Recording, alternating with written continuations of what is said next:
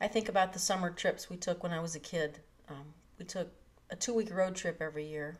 You know, I strangely I looked forward to these trips, and it's I guess kind of the definition of insanity because I was always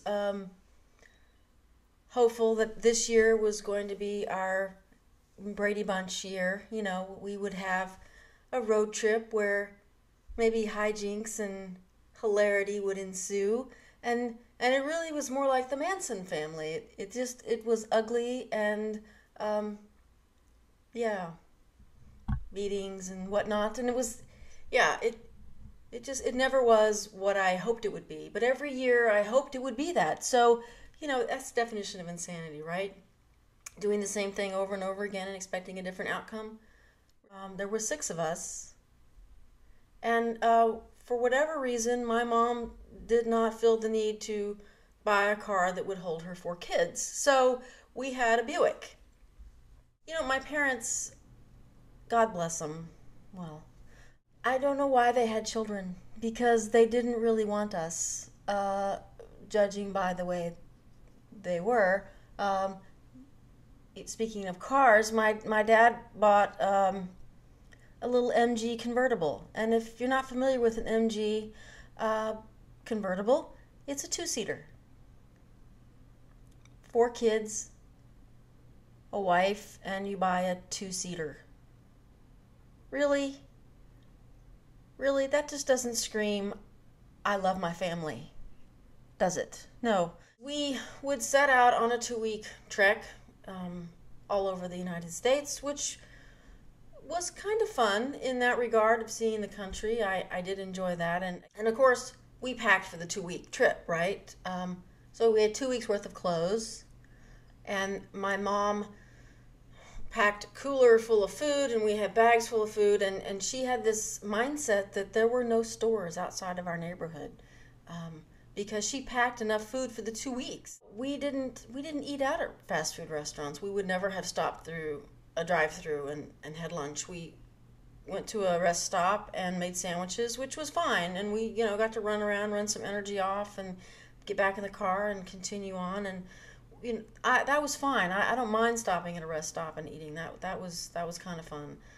And then dinners, we always ate at a restaurant, really near the hotel where we were for the night. What was problematic with the food was breakfast. Now, my parents always got two hotel rooms. They got a room for themselves, which we were not allowed in, and an adjoining room, which the four of us were in. And, once the door was closed and locked, we were kind of left to our own devices unless it was blood-curdling screams. But, we were kind of left to our own. And, you're trapped in a car all day, you get a little cranky, seriously. And so we were a little punchy by the end of the day, and lots of fighting and whatnot. And then in the morning, our parents usually got up and opened their side of the door to give us food because they knew better not to leave the food in our room because we would have eaten it all the night before, because that's what kids do, right?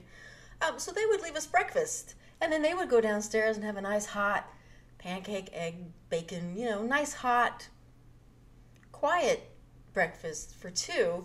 And we were upstairs fighting over those little boxes of cereals. You remember those? Were so cute. We thought those were really cute. They came in like 8 packs, so she had two of each cereal.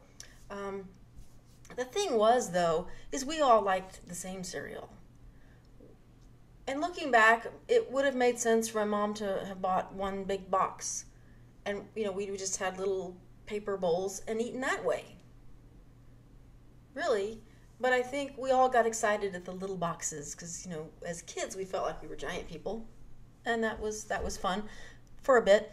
But then, like I said, we all liked the same cereal, and my parents were gone, and so we had to fight for the cereal that we wanted, and it was kind of like Lord of the Flies in the hotel room, us on our own for, I don't know, it seemed like hours. It probably wasn't, but when you're in a headlock and someone's punching you for the cereal box you're holding, it does seem like a long, long time to be in there. Yeah, the first few days were okay because we ate the cereal we liked. It was as the trip went on, really, that the mornings became more and more unpleasant. And we resented our parents more and more for going to have a nice breakfast every day. And I guess on some level understand them wanting a little peace and quiet before we got back in the car, because in the car is not good. First of all, this was back before you had TVs and DVD players in your car. I mean, we had the radio, which my mother didn't like to have any louder than, maybe it sounds like a gnat buzzing around. Really, she didn't like the sound of it at all. And then my dad didn't like the sound of us talking, laughing, crying, really breathing too loud. So, it was just not a pleasant experience in the car. And my sisters, God bless them, usually fell asleep as we were backing out of the parking space. And that was great because when they were sleeping, it was a little better.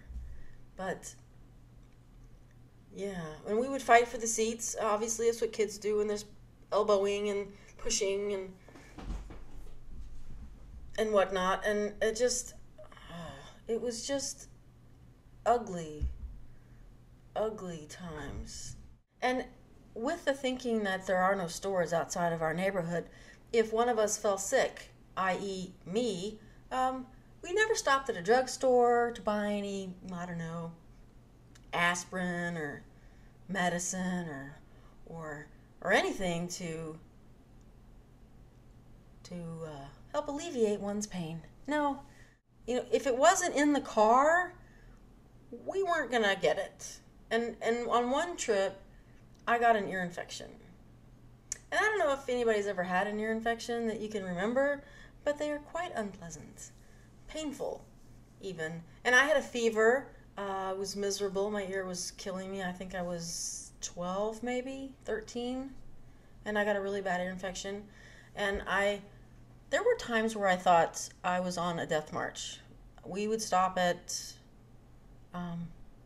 these places along the way. We went to the Grand Canyon, Yellowstone, up to South Dakota, and then back down. But when we were going up, I got the ear infection. So we were a week into the trip, I think, when I got sick.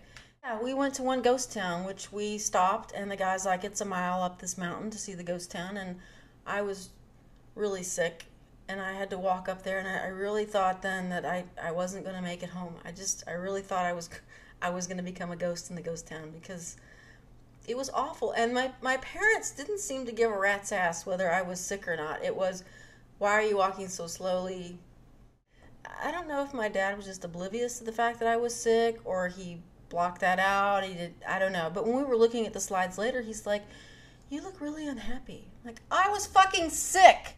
So the one ear infection turned into 2 ears, and that was fun. And I remember just crying in the car for miles and miles and miles and miles. It wasn't until we got home that my mom finally decided to do something about it because I really couldn't stop crying. I went to the doctor and I had the double ear infection, and yeah, that was fun. Why am I making this video again? I don't know why I'm making this video. I just am. I don't know. And yet, as bad as those were, I looked forward to them every year. I don't know why. I did. I really had this fantasy that this was going to be the year that we were going to have an awesome family trip. And we were going to be like the Brady Bunch. Anybody want to go on a road trip?